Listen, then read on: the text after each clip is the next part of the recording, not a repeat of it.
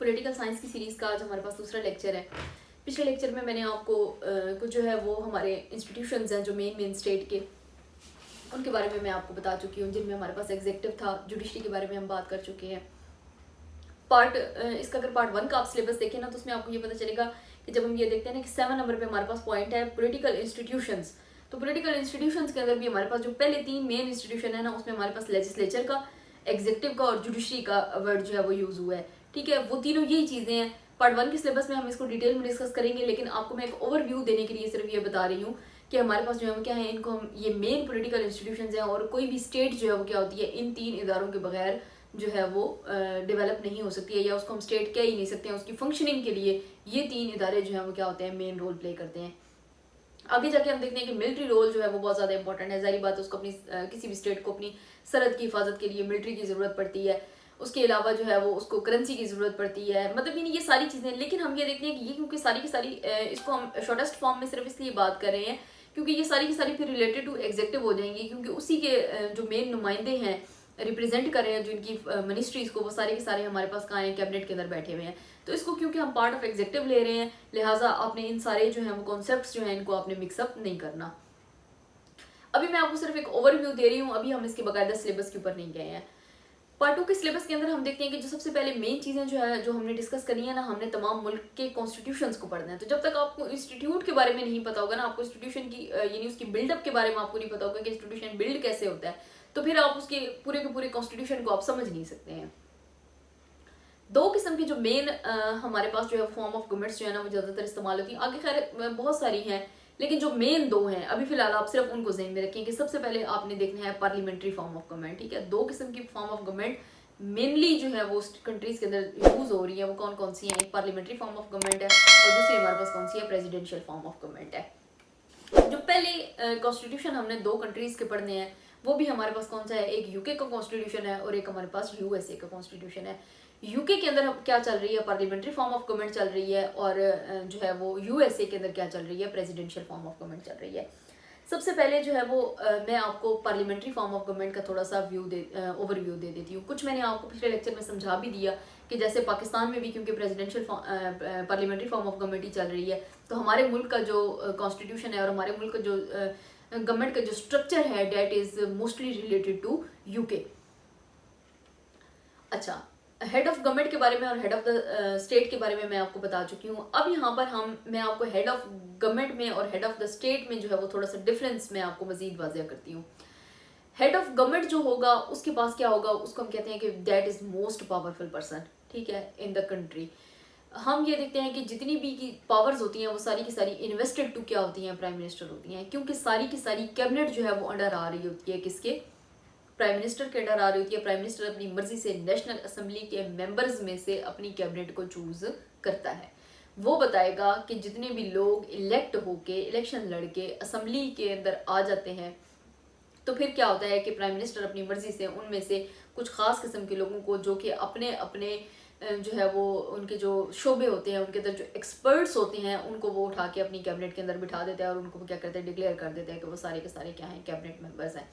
अब वो सारे के सारे कैबिनेट मेंबर्स रिस्पॉन्सिबल टू होते हैं किसको, प्राइम मिनिस्टर को भी वो रिस्पॉन्सिबल होते हैं और इसी तरह से वो हाउस को भी रिस्पॉन्सिबल होते हैं। हाउस से हमारी यहाँ पे क्या मुराद है, नेशनल असेंबली का हाउस है, इस तरह से सेनेट का हाउस है, यानी कि पूरी की पूरी पार्लियामेंट को वो क्या होते हैं, इक्वली रिस्पॉन्सिबल होते हैं।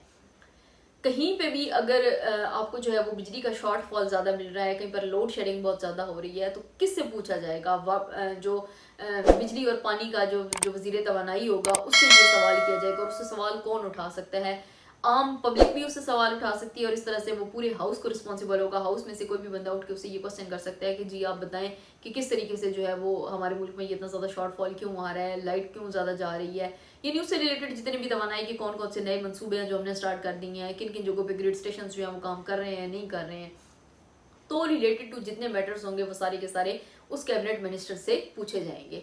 इसी तरीके से जो मिनिस्ट्री ऑफ डिफेंस है उसके अंदर अगर हम पाकिस्तान की बात करें तो हमारे पास क्या है कि 3 हमारे पास मेन अफवाज हैं, कौन कौन सी हैं। एक हमारे पास जो है वो पाकिस्तान आर्मी है, पाकिस्तान नेवी है, उसके बाद पाकिस्तान एयरफोर्स है। ये तीनों फोर्सेज जो है वो किसके अंडर आ रही हैं, मिनिस्ट्री ऑफ डिफेंस के अंडर आ रही हैं, ठीक है। और कैबिनेट के अंदर एक क्या बैठा होता है, डिफेंस मिनिस्टर बैठा होता है।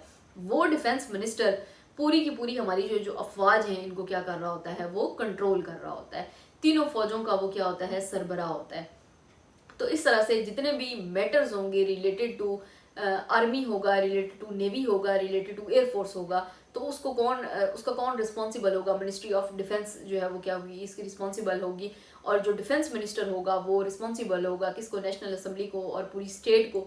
वो बताएगा कि अगर हमारे मुल्क की सालमियत के ऊपर कोई दूसरी कंट्री हमला करने की कोशिश कर रही है, किसी मुल्क के साथ हमारे बॉर्डर के ऊपर तरक्कियाँ चल रही हैं, हम उनको क्या रिस्पॉन्स कर रहे हैं और किस तरीके से वो हमारे साथ पेश आ रहे हैं, इन सारी का सारी बातों का जवाब जो है वो कौन देगा, हमें डिफेंस मिनिस्टर देगा। इस तरह से हम ये देखते हैं कि इंटीरियर मिनिस्ट्री के अंदर कुछ खास किस्म के इदारे आते हैं। जैसे हमारे पास पाकिस्तान के अंदर हम देखते हैं कि नादरा का इदारा हो गया, पासपोर्ट का इदारा हो गया, ये सारे के सारे अंडर टू किसके आ रहे होते हैं, मिनिस्ट्री ऑफ इंटीरियर के अंडर आ रहे होते हैं। इनसे रिलेटेड कोई भी इशू आएगा तो मिनिस्ट्री ऑफ इंटीरियर जो है वो क्या होगी, इसकी रिस्पॉन्सिबल होगी और इनके बारे में वो जवाब देगी। जैसे भी आजकल हमारे पास एक इशू जो है वो डिस्कस हो रहा है अफगान रिफ्यूजीज़ के हवाले से, कि उनको हम जो है वो क्या कर रहे हैं, उनकी कंट्री में वापस भेज रहे हैं। तो नादरा से रिलेटेड जितने भी प्रोसेस हैं उनके सबका जवाब दे कौन है, हमारे पास मिनिस्ट्री ऑफ इंटीरियर है। इस तरीके से क्या होती है कि मुख्तलिफ किस्म की जो मिनिस्ट्रीज होती हैं वो एक कंट्री के अंदर काम कर रही होती हैं और फिर वो क्या करती हैं, स्टेट के जितने भी अफेयर्स होते हैं उनको वो क्या कर रही होती हैं, हेड कर रही होती हैं, उनको लीड कर रही होती हैं और उनको वो जो है वो क्या होती हैं, रिस्पॉन्सिबल होती हैं। ये सारा का सारा जो अभी हमने सिस्टम मैंने आपके साथ डिस्कस किया, that is related to parliamentary form of the government, जो हमारे पास पाकिस्तान के अंदर भी चल रही है और सेम जो है वो हमारे पास किसके अंदर चल रही है, यूके के अंदर भी चल रही है। इसके अंदर हम प्रेसिडेंट को क्या देखते हैं कि उसको हम हेड ऑफ द स्टेट देखते हैं, लेकिन उसके पास जो है वो पावर ना होने के बराबर होती है। आप प्रेसिडेंट को पार्लियामेंट्री फॉर्म ऑफ गवर्नमेंट के अंदर ऐसे ही समझे कि जैसे वो क्या है, जस्ट एक रबर स्टैंप है। कोई भी कानून जब नेशनल असेंबली से पास होकर और सेनेट से पास होकर प्रेसिडेंट के पास सिग्नेचर के लिए जाता है तो प्रेसिडेंट के पास कोई पावर नहीं है कि वो उसको रिजेक्ट कर सके। कुछ 14 दिन का या 10 दिन का उसके पास टाइम होता है कि अगर वो दोबारा उसको रिव्यू करने के लिए वापस दोबारा नेशनल असेंबली में भेज दे कि आप इसको ज़रा दोबारा देख लें, लेकिन रोकने की जो पावर है ना वो प्रेसिडेंट के पास नहीं है। हर हाल में उसको उसके ऊपर सिग्नेचर करने ही करने हैं। अगर वो दोबारा आ जाता है नेशनल असेंबली में और फिर दोबारा वो उसको इक्वल जो है वो मेजॉरिटी के साथ अगर उसको दोबारा वो पास करके भिजवा देते हैं तो फिर उसको प्रेसिडेंट की सिग्नेचर की जरूरत नहीं रहती है, बल्कि वो क्या होता है कुछ दिनों के बाद वो खुद ब खुद इंप्लीमेंट हो जाता है और वो कानून बन जाता है। इट मीन कि उसने क्या करना है, सिर्फ स्टेट को रिप्रेजेंट करना है कि वो प्रेसिडेंट है, अदरवाइज उसके पास पावर्स जो है वो क्या होती हैं, बिल्कुल ना होने के बराबर होती हैं। और जितनी भी पावर्स होती हैं वो सारी की सारी कौन यूज कर रहा होता है और कौन अथराइज होता है उन सारी की सारी पावर्स का जो मंबा होता है वो सारा का सारा कौन होता है, प्राइम मिनिस्टर होता है। ये सारा हमने डिस्कस किया किसके बारे में, यूके के बारे में और पाकिस्तान के बारे में, क्योंकि आगे जाके हमने पाकिस्तान की कॉन्स्टिट्यूशन को भी पढ़ना है। तो ये चीज़ें आपको क्लियर होनी चाहिए कि ये सारी की सारी बातें जो मैंने आपके साथ डिस्कस की हैं that is related to parliamentary form of government.